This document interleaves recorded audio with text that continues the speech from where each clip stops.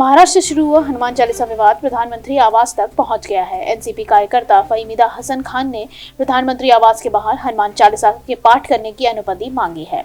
इस संबंध में उन्होंने गृह मंत्री अमित शाह को एक पत्र भी लिखा है। मुंबई उत्तर जिला की एनसीपी कार्यकारिणी की अध्यक्ष फहीदा हसन खान ने अपने पत्र में लिखा कि मुझे आदरणीय प्रधानमंत्री मोदी जी के आवास के बाहर नमाज, हनुमान चालीसा, दुर्गा चालीसा, नवकार जैसे मंत्रों का पाठ करने की अनुमति दी जाए। कृपया सभी धर्मों का पाठ करने के लिए मुझे दिन और समय बताया जाए। उन्होंने कहा कि वे हमेशा अपने घर पर हनुमान चालीसा और दुर्गा चालीसा का पाठ करती हैं।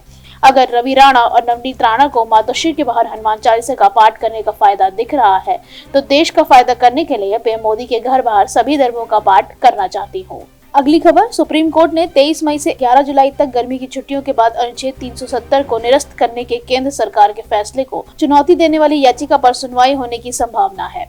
सोमवार को वरिष्ठ अधिवक्ता शेखर नफड़े ने मुख्य न्यायाधीश एनवी रमन्ना की अध्यक्षता वाली पीठ के सामने इस मामले का उल्लेख किया है। उन्होंने कहा कि यह जरूरी है क्योंकि जम्मू कश्मीर के परिसीमन किया जाना है। इस पर भारत के मुख्य न्यायाधीश ने जवाब दिया, यह 5 न्यायाधीशों की पीठ का मामला है। मुझे दूसरे जजों से पूछना पड़ेगा क्योंकि कुछ जज रिटायर भी होने वाले हैं। हम इस मामले में छुट्टियों को बाद देखेंगे। बता दें कि 5 अगस्त 2019 को केंद्र ने अनुच्छेद 370 को निरस्त करके जम्मू कश्मीर को विशेष दर्जा छीन लिया था और राज्य के 2 केंद्र शासित प्रदेशों में विभाजित कर दिया था। जम्मू और कश्मीर को संविधान के अनुच्छेद 370 और अनुच्छेद 35A के तहत एक विशेष दर्जा दिया गया था। अगली खबर, राजनीतिक रणनीतिकार प्रशांत किशोर के साथ कांग्रेस की बैठकें पूरे सप्ताह चली और यही कारण है कि सियासी अटकलों का बाजार गरमाया हुआ है। सभी की नजरें इस बात पर टिकी हैं कि प्रशांत किशोर को कांग्रेस में शामिल होंगे या नहीं। बता दें कि इस बात पर कांग्रेस कार्यकर्ताओं की मिलीजुली प्रतिक्रिया है कि कोई प्रशांत किशोर की कांग्रेस के में एंट्री की से बहुत खुश और उत्साहित है तो बहुत से लोग ऐसे भी हैं जो कांग्रेस के किशोर में अचानक झुकाव को लेकर संदेहास्पद है। बता दें कि कांग्रेस नेताओं और प्रशांत किशोर ने 2024 के लोकसभा चुनाव को रोड मैप पर विचार विमर्श करने के लिए शुक्रवार तक बैठकें की। इसके बाद उन्होंने पार्टी हाईकमान सहित वरिष्ठ नेताओं को लगभग 600 स्लाइड का पावर पॉइंट भी प्रेजेंटेशन दिया है। कांग्रेस के अंतरिम अध्यक्ष सोनिया गांधी द्वारा गठित समिति ने भी अपनी रिपोर्ट सौंप दी है। कांग्रेस प्रवक्ता सुप्रिया श्रीनेत ने कहा, जब कोई निर्णय लिया जाएगा तो उसे भी सूचित किया जाएगा। अगली खबर, मुंबई में बीजेपी नेता किरीट स्वामी पर हुए हमले का मामला दिल्ली पहुंच गया है। महाराष्ट्र बीजेपी का प्रतिनिधिमंडल आज दिल्ली में केंद्रीय सचिव से मिलने पहुंचा है। इस मुलाकात पर शिवसेना नेता और राज्यसभा सांसद संजय राउत ने कहा कि यह महाराष्ट्र की बदनामी का षड्यंत्र। अगर आपकी कोई समस्या है तो आप महाराष्ट्र के मुख्यमंत्री से बात करिए। संजय राउत ने कहा कि यह महाराष्ट्र की बदनामी का षड्यंत्र है। अगर आपकी कोई समस्या है तो आप महाराष्ट्र के मुख्यमंत्री, महाराष्ट्र के गृह मंत्री से मिलिए। उत्तर प्रदेश में 3 महीने में 17 दुष्कर्म और हत्याएं तो हुई, वहां राष्ट्रपति शासन लगाया गया क्या? संजय पांडे एक सक्षम अधिकारी हैं। उन्होंने कहा कि 2-4 लोगों का प्रतिनिधिमंडल जा रहा है और महाराष्ट्र में क्या हुआ? किसी ने थोड़ा खून बहाया हो, दिक्कत हो तो महाराष्ट्र के सीएम से मिलो, लेकिन दिल्ली जा रहे हो, ये क्या है? अगली खबर, हिजाब विवाद की वजह से लंबे समय तक चर्चाओं में रहा कर्नाटक एक बार फिर सुर्खियों में है। इस बार विवाद स्कूल से ही शुरू हुआ है और इसे लेकर गहमागहमी बढ़ गई है। दरअसल ये नया विवाद बाइबल विवाद है। रिपोर्ट के मुताबिक यहाँ एक प्राइवेट स्कूल ने पेरेंट्स को फरमान दिया है कि वे अपने बच्चे को बाइबल ले जाने के लिए मना नहीं करेंगे। बच्चों को हर हाल में बाइबल लानी होगी और पढ़ना होगा।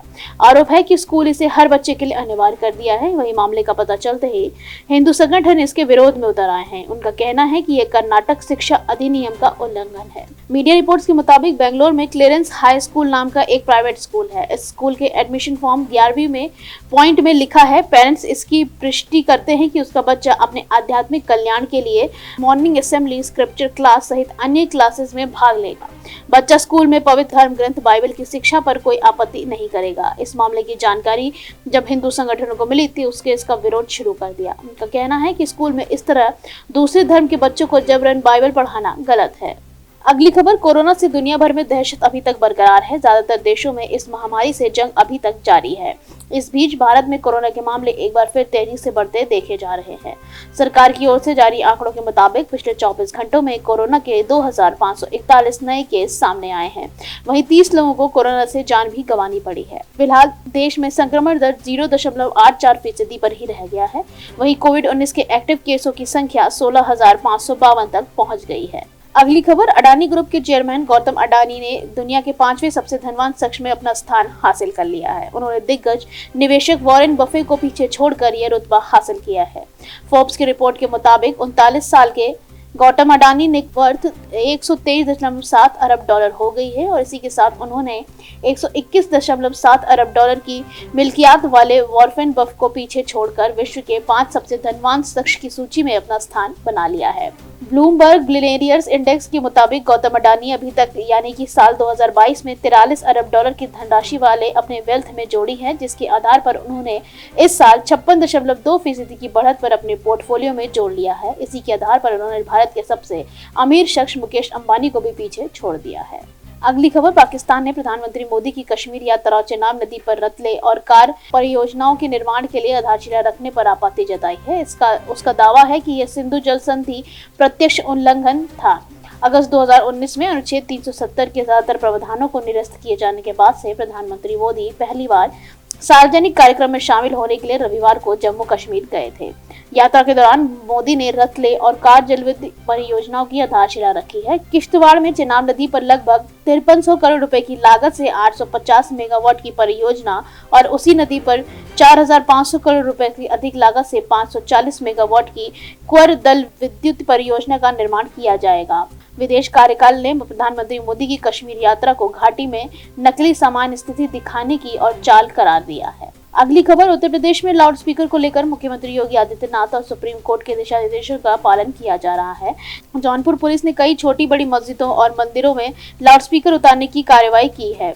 अगली खबर, उत्तर प्रदेश में लाउड स्पीकर को लेकर मुख्यमंत्री योगी आदित्यनाथ और सुप्रीम कोर्ट के दिशा निर्देशों का पालन किया जा रहा है। जौनपुर पुलिस ने कई छोटे बड़े मस्जिदों और मंदिरों से लाउड स्पीकर उतारने की कार्यवाही की है। वहीं पुलिस की बैठक के बाद कुछ मंदिर और मस्जिद प्रतिनिधियों ने खुद ही लाउड स्पीकर उतरवा दिए हैं। अटाला, शाहीपुल समेत करीब 1 दर्जन मस्जिदों और मंदिरों से लाउड स्पीकर उतारे जा चुके हैं। जहां 4 या अधिक लाउड स्पीकर लगे थे, वहां लोगों ने खुद ही पहल करके 2 लाउड स्पीकर कम कर लिए हैं। कई स्थानों पर लगे लाउड स्पीकरों की आवाज की धीमी कर दी गई है। जौनपुर के एसपी सिटी ने आने वाले त्योहारों पर शांति व्यवस्था कायम रखने के मद्देनजर धर्मगुरुओं के साथ बैठक भी की है। बैठक में सभी धर्म के लोगों ने त्योहार के दौरान आपसी भाईचारे और सौहार्द कायम करने की अपील की गई है। इस बैठक के बाद ही आम लोग शांति से अजान और पूजा का इंतजाम करने में जुट गए हैं। अगली खबर, अमेरिका के राष्ट्रपति जो बाइडेन ने इजराइल के प्रधानमंत्री नफ्ताली बेनेट के अगले कुछ महीनों में इजराइल आने के निमंत्रण को स्वीकार कर लिया है। यह जानकारी प्रधानमंत्री कार्यालय ने दी है। कार्यालय के एक बयान के अनुसार रविवार को दोनों नेताओं के फोन पर ईरान के इस्लामिक रेवोल्यूशन गार्ड्स कॉर्प की अमेरिकी आतंकी सूची से हटाने की मांग पर चर्चा की। बेनेट ने बयान में कहा कि मुझे यकीन है कि राष्ट्रपति बाइडेन इजराइल के अच्छे दोस्त होने के नाते इसकी सुरक्षा की परवाह करते हैं और वे आतंकवादी संगठनों की सूची से नहीं हटा जा पाएंगे। उन्होंने कहा कि इजराइल के इस मुद्दे पर अपनी स्थिति स्पष्ट की है कि IRGC दुनिया का सबसे बड़ा आतंकवादी संगठन है। व्हाइट हाउस के एक बयान के अनुसार उन्होंने तनाव कम करने और रमजान के पवित्र महीने में शांतिपूर्ण समापन को सुनिश्चित करने के लिए इजराइल और फिलिस्तीनी अधिकारियों के बीच चल रहे प्रयासों को एक बार फिर बात की।